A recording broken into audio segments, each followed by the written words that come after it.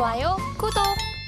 자, 그럼 상반기 시장 전망 첫 번째부터 질문 바로 들어가 보겠습니다. 금리 인하 시점을 사실은 3월에서 5월 사이로 많은 분들께서 예상을 하셨다가 지금 점차 이 시기가 늦춰지고 있잖아요. 그래서 뭐 여름 이후 혹은 가을까지도 내다보시는 분들이 계신데 우리 대표님 의견은 어떻게 보실까요?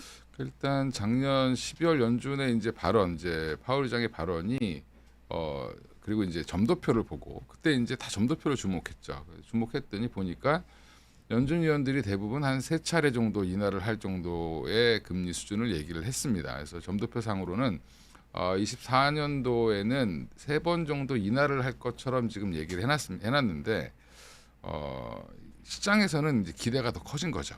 그래서 월가에서는 올해 6번 인하하지 않겠냐 이렇게 얘기를 했습니다. 그 0.5%, 0.25%씩이니까 두 번이면 0.5%고 그럼 그러니까 0.5%니까 1.5% 정도 인하하지 않겠냐라고 지금 예측을 했는데 그러면서 12월장이 굉장히 환호를 했죠. 사실은 그래서 국내 주식시장도 최근 들어서 12월 달에 급등을 했다가 지금 1월 들어와서 지금 그거를 다 까먹었습니다. 네. 예, 다 까먹었는데 일단은 뭐 이게 뭐 6월, 3월이냐, 3월의 금리 인하 가능성, 3월 FOMC의 인하 가능성이 지금 90% 가까이 올라왔다가 시장 전망치가 지금은 한 60% 미만으로 지금 떨어지고 있습니다. 떨어지고 있는데 결국에는 저는 개인적으로 이제 5월 얘기도 나오고 있고 6월 얘기도 나오고 있는데 빨라야 5월 아니면 6월 정도가 되지 않겠나 생각하고 있고요.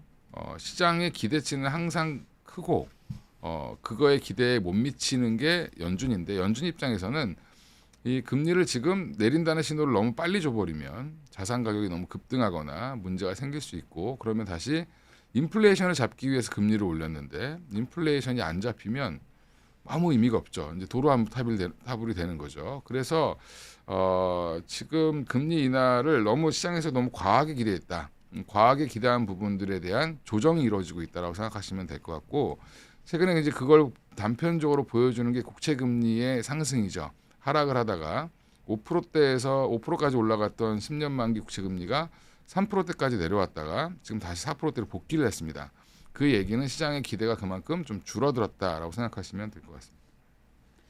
네, 작년 12월 FOMC 회의 결과에서 연준은 한 3-4차례 금리 인하할 것이다라고 시사를 했습니다. 다만 그 기대감은 조금씩 줄어들고 있는 것으로 보여지고요. 대표님께서는 6월 이후가 되지 않을까 하는 의견 들어봤습니다. 높아진 미국 부동산 시장의 부채, 사실 우리 시장도 중국도 부동산이 문제지만 미국 역시도 큰 발목을 잡고 있습니다. 여기에 더해서 금리 인하에 발목이 잡히지 않을까라는 부분 많은 분들께서 우려를 표하고 계신데요. 이 부분에 대해서는 어떻게 보실까요? 일단 미국 부동산 같은 경우는 이제 그 우리가 트라우마가 있죠. 2008년도 금융위기, 서브프라임 모기지 사태로 인해서 그때 이제 물론 이제 금융사들이 탐욕적으로 돈을 벌기 위해서 한마디로 좋은 채권과 나쁜 채권을 막 섞어서 팔았습니다.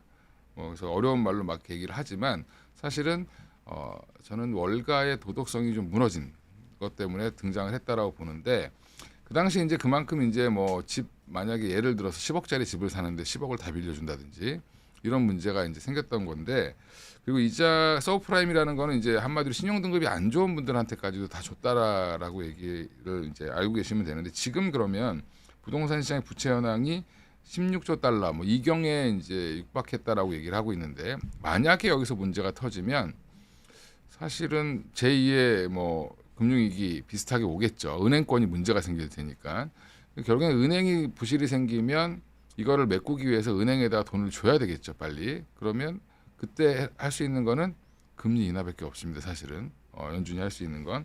그래서 근데 문제는 그렇게 되면 시장이 붕괴가 되겠죠. 2008년도 생각해 보시면 급락이 한번 나왔습니다.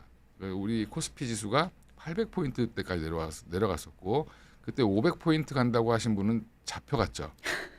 예, 물론 이제 뭐 거의 뭐 무혐의로 나오긴 했는데 그 정도로 지금 그 당시에 예민했었습니다. 그럼요. 근데 지금 그러고 나서 물론 급반등으로 다시 올라왔지만 올라온 이유는 결국에는 금리 인하였고 양적 완화였습니다.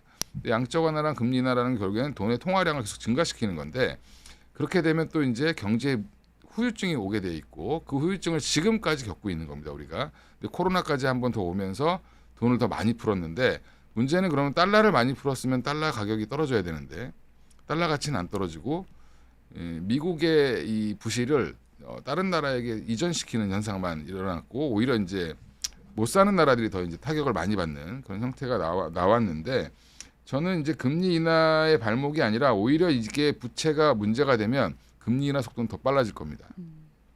근데 이제 그렇게 되면 주식시장은 아마 박살이 나겠죠. 그래서 돈을 풀면 또 다시 올라오는 그런 형태가 나올 텐데 만약에 그런 문제가 터지면 갖고 계신 현금을 다 가지고 주식을 사셔야 되겠죠. 예, 저는 그렇게 생각을 하고 있고 이제 그거를 안 하기 위해서 지금 조절을 할 텐데 그럼 이게 왜 문제가 부각되냐면 주로 이제 상업형 부동산 우리나라로 따지면 상가죠. 상가가 지금 잘 안 되고 있는 겁니다. 미국이 지었는데 안 팔린다든지 여러 문제가 있는데 생각보다 미국의 주택은 한번 2008년도에 싹 정리를 하고 나서 그 다음부터는 굉장히 안정적으로 유지되고 있고 그 다음에 주로 이제 금리도 대부분 고정금리 비율이 훨씬 높기 때문에 우리나라는 대부분 다 이제 변동금리지만 거기는 고정금리 비중이 높습니다. 그러다 보니까 사실은 그렇게 큰 문제는 되지 않을 걸로 지금 저는 개인적으로 보고 있습니다. 네, 사실 그 2008년 그 시기에 중앙은행에 대한 불신으로 비트코인이 생겨나기도 했잖아요. 네. 그렇기 때문에 저는 여기서 질문 하나 드려보고 싶어요. 지금 이 시기에 가상자산, 뭐 예를 들어 대장주가 비트코인이니까 비트코인 혹은 금 매입에 대해서는 어떻게 보실까요?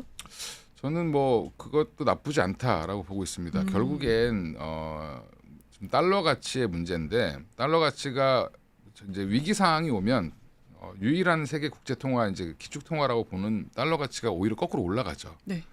그러니까 재밌는 게 달러를 그렇게 많이 찍어냈는데 그러면 상식적으로는 물량이 많아지면 가치가 떨어져야 됩니다. 근데 가치가 오히려 올라가는 이상한 기현상이 나오는 거는 그 나라가 기축 통화이기 때문에 그렇고 오히려 이제 그 돈을 갖다 쓴 다른 나라들은 가치가 떨어지죠. 화폐 가치가. 화폐 가치의 변동성 때문에 달러의 이제 그런 불확실성 이런 것들 때문에 사실은 비트코인이 등장을 했지만 지금은 이제 약간 금 같은 역할을 하는 거죠. 네. 부족한 자산 이제 사람들은 원하는데 생각보다 많이 없는. 그래서 4월달에 뭐 반감기도 온다라고 하는데 최근에 이제 ETF 현물 ETF 승인하면서 이제 급등을 한번 했다가 조정이 나왔지만 저는 비트코인 물론 이제 가상화폐 전체가 아니라 비트코인과 뭐 이더리움 정도만 뭐 투자를 해보시는 것도 나쁘지 않다라고 보고 있고요. 금은 저도 개인적으로 그냥 조금 살 수 있을 때 아니면 그렇게 많이는 안 사지만 조금씩 사놓으시면 사실은 항상 돈이 됩니다. 네. 예, 왜냐하면 부족한 재화고 이게 금이 결국에는 예전에는 금이 곧 돈이었는데 지금은 이제 근본위제가 없어졌고 대부분 다 이제 화폐 자체 이제 신용으로 움직이는데 금의 가치는 그래도 꾸준히 우상향하고 있죠.